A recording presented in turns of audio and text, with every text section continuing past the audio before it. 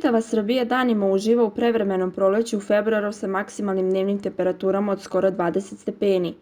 Da li je zima potpisana kapitulacija ili će se vratiti u vidu Baba Marte, istraživala je novinarka Jelena Kovačević sa svojim sagovornikom meteorologom Nedeljkom Todorovićem. Većina građana kaže da ne pamti ovako toplo vreme u februaru, ali pre 3 godine bilo je izuzetno topao februar. Ove godine je zanimljivo što je bila grmljavina, a to obično nagoveštava dolazak toplijeg vremena, pošto su ovakve pojave karakteristične za toplije deo godine. Danas se očekuje i do 20 stepeni, a svi se pitamo do kada će potrajati ovaj topli period u našoj zemlji.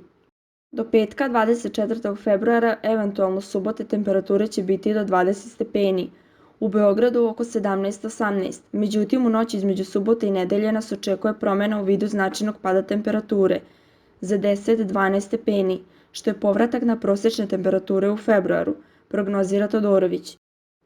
I to nije sve jer uz hladnije vreme počinju i padavine, a snijeg bi, osim na planinama, mogao da padne i u nižim predelima. Treba će nam još jakni i kaputi, daleko je april. Zna u martu da bude hladno, oko 7. marta očekujemo novo zahlađenje, zaključio je Todorović.